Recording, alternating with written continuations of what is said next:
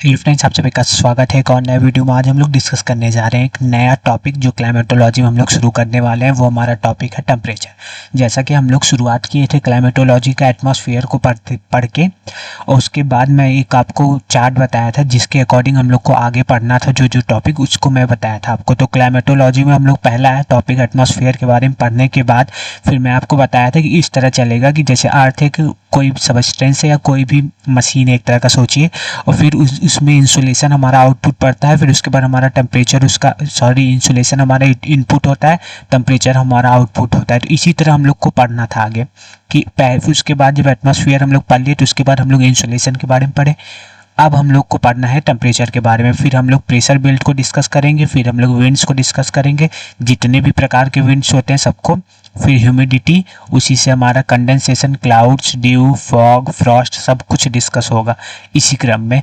तो हम लोग इंसुलेशन पहला टॉपिक कंप्लीट कर चुके हैं। आज शुरुआत करने वाले हैं आज से हम लोग टेम्परेचर के बारे में। कुछ रिलेटेबल ही है इंसुलेशन और टेम्परेचर, इसीलिए आपको ऐसा बहुत सारे कॉन्सेप्ट लगेंगे जो आप लोग पहले पढ़े होंगे। तो केवल रिवाइज करने की कोशिश करिएगा और अच्छे से और समझने की कोशिश करिएगा, जिससे पूरा कॉन्सेप्ट क्लियर हो आप लोग का। ठीक है, तो चलिए पहले समझते हैं टेम्परेचर होता क्या है। टेम्परेचर के बारे में हम लोग समझेंगे आज के वीडियो में। शुरुआत करेंगे हम लोग टेम्परेचर के बारे में। तो the interaction of insolation with the atmosphere, जब इंसुलेशन का इंट्रैक्शन होता है, इंसुलेशन यानी कि सन से आने वाली रेस का जब इंट्रैक्शन होता है एटमॉस्फेयर से, तो जो अर्थ का सरफेस क्रिएट्स हीट, अर्थ का सरफेस जो होता है वो हीट को क्रिएट करता है, उसी को हम लोग टेम्परेचर में मेजर करते हैं। मैं आपको सिंपल भाषा में ये समझाना चाहता हूँ कि इंसुलेशन धूप होता है, मतलब जो सन की रेस होती है, और टेम्परेचर जो होता है गर्मी, उसी सन की रेस से जो एटमॉस्फेयर गर्म होता है उसी को हम लोग टेम्परेचर कहते हैं।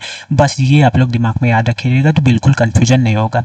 इंसुलेशन क्या होता है? इंसुलेशन सन से आने वाली रेज होती है जिसको हम लोग धूप कहते हैं, और उस धूप से जो टेम्परेचर इंक्रीज होता है, अर्थ पे जो गर्मी होती है, उसी को हम लोग टेम्परेचर कहते हैं। ठीक है, तो जैसे सन एक मेजर सोर्स था इंसुलेशन का, उसी तरह वही तो इंसुलेशन के कारण ही टेम्परेचर हो रहा है। इसीलिए जो सन है वो मेजर सोर्स है किसका? एटमॉस्फेरिक टेम्परेचर का, यानी कि सन की वजह से ही एटमॉस्फेयर में टेम्परेचर इंक्रीज होता है, यानी कि टेम्परेचर पाया जाता है, यानी कि गर्मी होती है। इसीलिए सन ही मेजर सोर्स है गर्मी का एटमॉस्फेयर में। इसी को हम लोग अंग्रेजी में कहते हैं सन क्या है? मेजर सोर्स है एटमॉस्फेरिक टेम्परेचर का।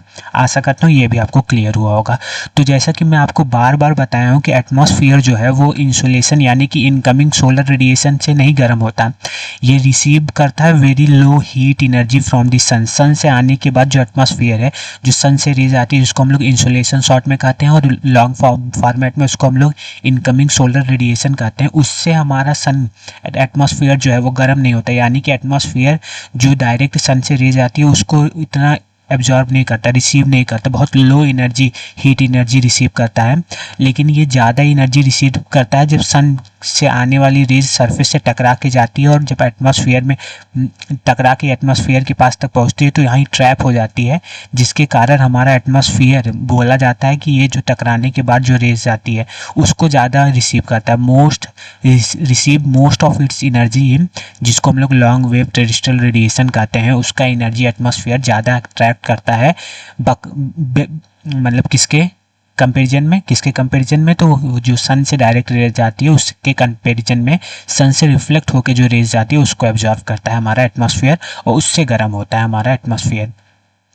ठीक है, तो अब हम लोग ये देखिए, एक चीज़ हम लोग पढ़ने वाले हैं इसमें भी, जैसे हम लोग पढ़े थे इंसुलेशन में कि कौन कौन से फैक्टर इंसुलेशन को अफेक्ट करते हैं, उसके डिस्ट्रीब्यूशन को, उसमें भी एटमॉस्फेयर में भी हम लोग फैक्टर्स को पढ़ेंगे। लेकिन पहले हम लोग समझ लेते हैं कि कौन कौन सा प्रोसेस है जिसके कारण एटमॉस्फेयर में टेम्परेचर बढ़ता है, यानी कि हीट उत्पन्न होता है, उसको हम लोग समझते हैं। ठीक है, वो दोनों में बहुत डिफरेंस है। जो फैक्टर हम लोग पढ़ने वाले हैं कि कौन कौन से फैक्टर से टेम्परेचर का डिस्ट्रीब्यूशन इफेक्ट पड़ता है, वो अलग है। लेकिन टेम्परेचर बढ़ता कैसे, टेम्परेचर होता कैसे है, मतलब हीट कैसे आती है एटमॉस्फेयर में, उसको वो कौन कौन से प्रोसेस है उसको हम लोग को पहले समझना है। तो पहला प्रोसेस हमारा कंडक्शन के प्रोसेस के थ्रू हमारे एटमॉस्फेयर में टेम्परेचर बढ़ता है, यानी कि हीटिंग होती है एटमॉस्फेयर में। कैसे होती है? जैसे हम लोग कोई भी सब सरफेस को पकड़ लीजिए, अगर वो सरफेस हीट है तो कोई भी एयर पार्सल जो इसके कांटेक्ट में आता है, एयर जो इसके कांटेक्ट में आता है वही हीट होता है कंडक्शन प्रोसेस के थ्रू जो भी एयर के पार्टिकल्स सन के, मतलब जो सरफेस है, जो हीटेड सरफेस है, उससे कांटेक्ट में रहती हैं। एयर मॉलिक्यूल जो सरफेस से कांटेक्ट में रहती है वही only air contact air molecule heated, केवल वही कॉन्टैक्ट वाले जो एयर मॉलिक्यूल्स हैं वही हीटेड होते हैं इस पूरे एयर पार्सल में, क्योंकि जो एयर है वो हीट का मतलब बैड कंडक्टर है। तो पूरा एटमॉस्फेयर कैसे गर्म होता है, जब ये जो पार्टिकल कांटेक्ट में रहते हैं सरफेस से, जो हीटेड सरफेस है उससे जो पार्टिकल कांटेक्ट में रहते हैं वो तो गर्म हो जाते हैं, और वही पार्टिकल्स एयर पार्टिकल जब दूसरे पार्टिकल से टकराते हैं तो उसके कारण एटमॉस्फेयर में हमारा हीटिंग उत्पन्न होता है। किसके प्रोसेस के थ्रू? कंडक्शन प्रोसेस के थ्रू। तो कंडक्शन का शुरुआत कहाँ होता है? कंडक्शन का शुरुआत तभी होता है जब जो सरफेस हीट रहता है उससे जब एयर पार्टिकल्स कॉन्टैक्ट में आते हैं तो उससे जो हीट ट्रांसफ़र होता है सरफेस से एयर पार्टिकल में, वही हमारा कंडक्शन प्रोसेस है। उसी से हमारा हीटिंग चालू होती है एटमॉस्फेयर में। ठीक है, अब कन्वेक्शन प्रोसेस कैसे इसमें इन्वॉल्व होता है? तो कन्वेक्शन क्या होता है, जब ग्राउंडेड मतलब इसके सरफेस के पास के जो हीटेड एयर पार्टिकल्स हैं जो सरफेस के पास के, वो जब ऊपर की तरफ मूव करते हैं, यानी कि जब गर्म होने के बाद, ठंडा होने के बाद, हल्का होने के बाद ऊपर की तरफ मूव करते हैं, तो गर्म पार्टिकल ऊपर जाते हैं और ठंडे पार्टिकल नीचे आते हैं। कूलर पार्टिकल सिंक करते हैं, नीचे की तरफ आते हैं। यही जो प्रोसेस होता है ऊपर नीचे का, इसी को हम लोग कन्वेक्शन कहते हैं। ये क्या करता है? This create a circulation of air का सर्कुलेशन करता है। हीटेड एयर पार्टिकल ऊपर जाते हैं, जो ठंडे एयर पार्टिकल्स हैं वो नीचे आते हैं। सर्कुलेशन ऑफ एयर होता है जो हेल्प करता है हीट के डिस्ट्रीब्यूशन में, एटमॉस्फेयर में हीट का डिस्ट्रीब्यूशन में हेल्प करता है ये कन्वेक्शन प्रोसेस। तो पहला कंडक्शन प्रोसेस हुआ, दूसरा हमारा कन्वेक्शन प्रोसेस हुआ। तीसरा क्या है? तीसरा रेडिएशन वही है, एक हमारे इनकमिंग सोलर रेडिएशन होता है, एक हमारा आउटगोइंग टेरेस्ट्रियल रेडिएशन होता है, या लॉन्ग वेव टेरेस्ट्रियल रेडिएशन होता है, इसी को बोलते हैं हम लोग। लेकिन हमारा जो सरफेस है, जो हमारा एटमॉस्फेयर है, वो आउटगोइंग टेरेस्ट्रियल रेडिएशन से गर्म होता है, ना कि इनकमिंग सोलर रेडिएशन से। बस यही रेडिएशन का एग्जाम्पल है कि कैसे रेडिएशन के थ्रू हमारा जो एटमॉस्फेयर है वो हीट होता है। तो हमारा एटमॉस्फेयर आउटगोइंग टेरेस्ट्रियल रेडिएशन बोलिए या बोलिए लॉन्ग वेव टेरेस्ट्रियल रेडिएशन से ही हीट होता है। तो आपको तीसरा भी समझ में आ गया कि कैसे हमारा रेडिएशन के थ्रू एटमॉस्फेयर हीट होता है। अब हमारा चौथा प्रोसेस है एडवेक्शन प्रोसेस है। ठीक है, एडवेक्शन प्रोसेस में हम लोग ये पढ़े थे कि कोई भी सरफेस अगर गर्म होता है तो वहाँ से एयर पार्टिकल गर्म होके हल्की होके ऊपर की तरफ उठने की कोशिश करती हैं, लेकिन जब वो ट्रोपोपॉज पे पहुँचती हैं तो वहाँ से वो नीचे की तरफ आ जाती हैं, क्योंकि ट्रोपोपॉज के उधर वाला जो एयर पार्टिकल्स है, जो उधर का जो डेंसिटी है वो ज़्यादा है, क्योंकि डेंसिटी उधर हल्की है, इसका डेंसिटी भारी है। क्योंकि ये जैसे जैसे ऊपर की तरफ जा रहा है एयर बहुत ठंडा हो जा रहा है, इसकी डेंसिटी भारी हो जाती है। तो इसीलिए ये ऊपर मतलब लो डेंसिटी की तरफ नहीं जा पाता और ये नीचे की तरफ सिंक करता है। तो जहाँ सिंक करता है वहाँ हाई प्रेशर बनता है, और जहाँ से ऊपर उठा रहता है एयर वहाँ लो प्रेशर बनता है। तो हाई प्रेशर से लो प्रेशर जो एयर का मूवमेंट होता है उसी को हम लोग विंड कहते हैं। और ये जो विंड जा रहा है इधर से हाई प्रेशर से लो प्रेशर की तरफ जो एयर पार्टिकल्स का मूवमेंट हो रहा है, इसी प्रोसेस को हमारा एडवेक्शन कहते हैं। एडवेक्शन कहते हैं।